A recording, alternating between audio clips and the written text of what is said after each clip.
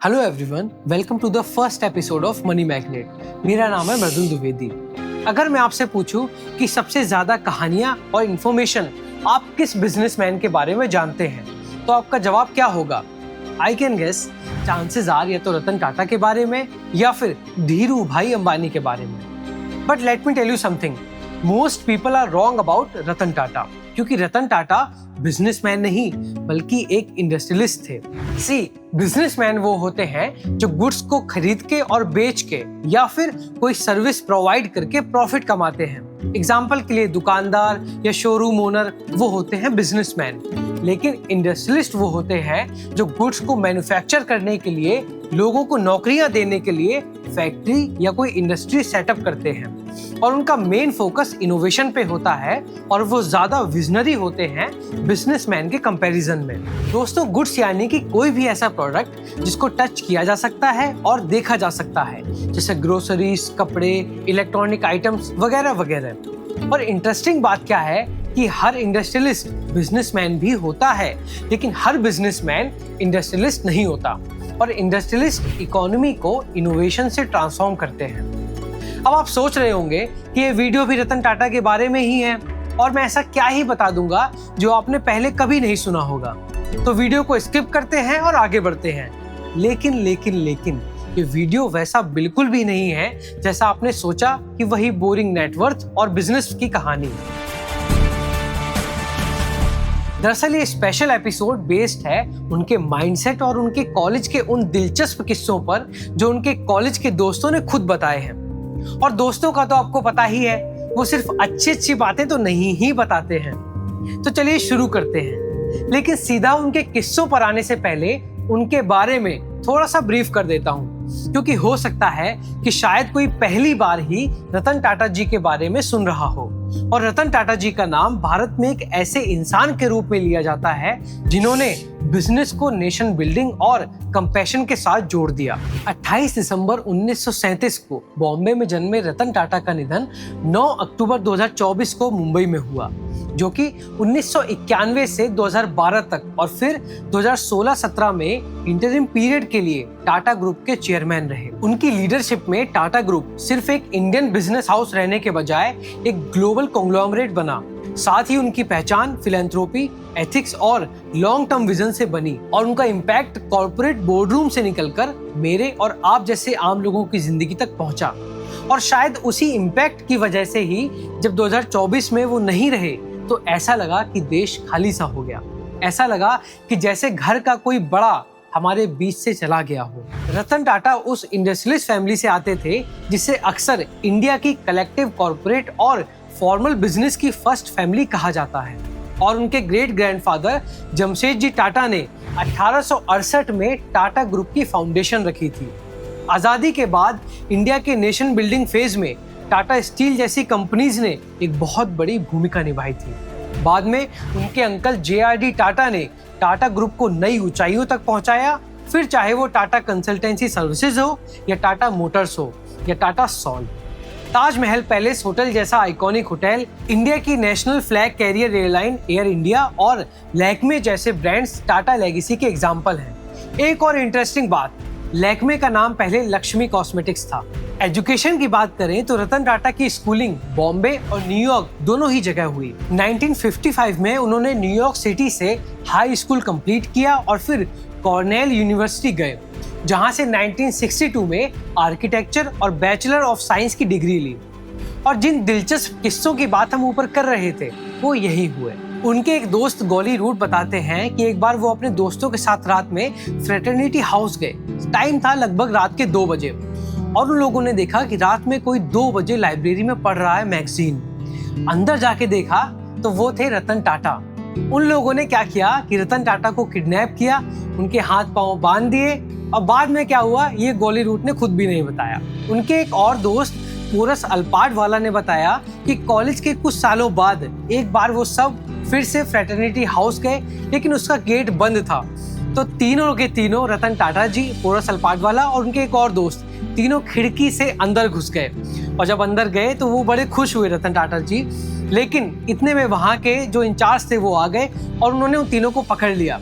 बाद में जब उन्होंने अपना नाम बताया तो वो बड़े खुश हुए ये जानकर कि रतन टाटा जी वापस आए हैं। एक और बड़ा दिलचस्प किस्सा जो उनके दोस्त कैन बताते हैं कि जब वो लोग फ्लैटमेट थे तो वो लोग टोस्टेथॉन्स किया करते थे, यानी कि मैराथन जैसे, और वो लोग खूब सारी कॉफी और खूब सारी ब्रेड लेकर बैठते थे और देखते थे कि कौन कितना ज्यादा खा सकता है। कैन ये भी बताते हैं कि उन्होंने एक बार रतन टाटा जी को अपनी स्कीज होल्ड करने को कहा। रतन टाटा जी ने स्कीज को सामने से होल्ड किया। थोड़ी देर बाद कैन देखते हैं कि रतन टाटा जी अपने बिल्कुल मुंह के सामने उसको पकड़े हुए हैं। कैन ने पास जाकर देखा तो पता चला कि रतन टाटा जी ने अपनी जीभ उसमें फंसा ली थी। बाद में उनकी जीभ को इस कीज से निकाला गया और फॉर्चुनेटली उनको चोट नहीं आई थी। एक और किस्सा जो उनके दोस्त लियो ने बताया कि एक बार पैसों की कमी के चलते रतन टाटा जी अपनी कफलिंग्स बेचने को तैयार हो गए थे। रतन टाटा जी ने अपनी कफलिंग्स बेच दी, लेकिन कई सालों बाद जब लियो रतन टाटा जी से मिले तो उन्होंने बोला कि मैं चाहता था कि मैं कफलिंग्स तुमसे खरीद लूं, लेकिन मेरे पास पैसे नहीं थे। मैं सोचता था कि अगर मैं तुमको आज वो कफलिंग्स वापस करता तो शायद तुम्हारे लिए एक बहुत ही इमोशनल मोमेंट होता। रतन टाटा जी के रूममेट बॉब एलन ने बताया कि वो लोग फ्री टाइम में हैंड स्लैपिंग गेम खेलते थे, जो कि मिस्टर टाटा ने ही उन्हें सजेस्ट किया था। वो अपने हाथों को दिखाते हुए बोलते हैं कि ये हाथ इतने छोटे और इतने पतले इसीलिए हो गए हैं क्योंकि रतन टाटा ने उनको बहुत पीटा हुआ था।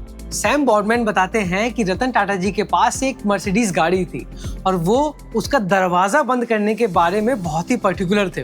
जब भी कोई जोर से दरवाजा बंद करता था तो मिस्टर टाटा उसे लेक्चर जरूर देते थे। और उनके रूममेट बॉब एलन बताते हैं कि जब भी वो जोर से गाड़ी का दरवाजा बंद करते तो हर बार मिस्टर टाटा उन्हें एक लुक देते और हमेशा एक लेक्चर देते। और इन सारे किस्सों में जो सबसे दिलचस्प किस्सा है वो है ये। दरअसल एक बार मिस्टर रतन टाटा प्लेन उड़ा रहे थे जिसका नाम था ट्राई पेसर, और उसका सडनली इंजन ऑफ हो गया। और इंजन ऑफ होने के बाद जो चारों दोस्त अंदर बैठे हुए थे सबने अपनी आंखें बंद कर ली और उनको लगा कि अब तो बहुत बड़ी प्रॉब्लम होने वाली है।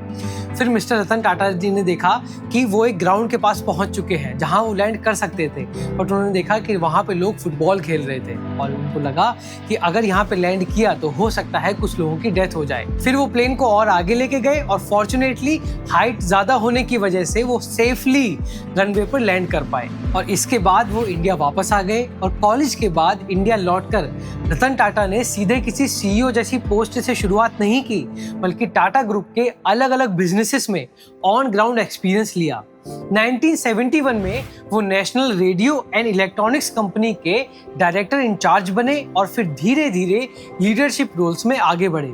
1991 में उन्होंने जेआरडी टाटा की जगह टाटा सन्स के चेयरमैन की जिम्मेदारी संभाली। चेयरमैन बनते ही रतन टाटा के सामने काफी इंटरनल रेजिस्टेंस था। सीनियर लीडरशिप होल्डर्स किसी भी तरह के चेंजेस के खिलाफ थे, लेकिन इस सब को फेस करते हुए उन्होंने retirement age policy, reporting structure, reforms और टफ डिसीजंस के जरिए टाटा ग्रुप को एक यूनिफाइड फ्यूचर रेडी ऑर्गेनाइजेशन बनाया। उनका फोकस ग्लोबल एक्सपेंशन पर था और उन्होंने सन 2000 में टेटले टी को एक्वायर किया। सन 2004 में डाइवू मोटर्स के ट्रक बिजनेस को खरीदा। 2007 में कोरस ग्रुप को 11.3 बिलियन में टेक ओवर किया और 2008 में जैगुआर लैंड रोवर को एक्वायर किया। अब यहाँ एक और चीज का जिक्र करना बहुत जरूरी है।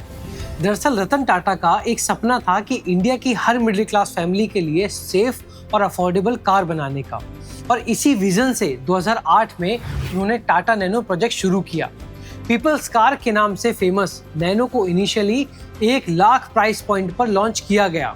भले ही इसकी कमर्शियल सक्सेस लिमिटेड रही और प्राइस सस्टेनेबिलिटी एक चैलेंज बनी, फिर भी टाटा मोटर्स ने 1 दशक तक नैनो का प्रोडक्शन जारी रखा, क्योंकि यह सिर्फ एक प्रोडक्ट नहीं बल्कि रतन टाटा का कमिटमेंट था। इस प्रोजेक्ट के साथ सिंगूर लैंड एक्विजिशन कंट्रोवर्सी भी जुड़ी, जिसके कारण मैन्युफैक्चरिंग प्लांट को वेस्ट बंगाल से सानंद गुजरात शिफ्ट करना पड़ा। बिजनेस के अलावा रतन टाटा की असली पहचान उनकी फिलैंथ्रोपी थी। वो पारसी कम्युनिटी से थे जो ज़ोरोएस्ट्रियन फेथ को फॉलो करती है और पब्लिक सर्विस के लिए जानी जाती है। Education, health care, rural development और इनइक्वालिटी रिडक्शन, ये सब उनकी प्रायोरिटीज थी।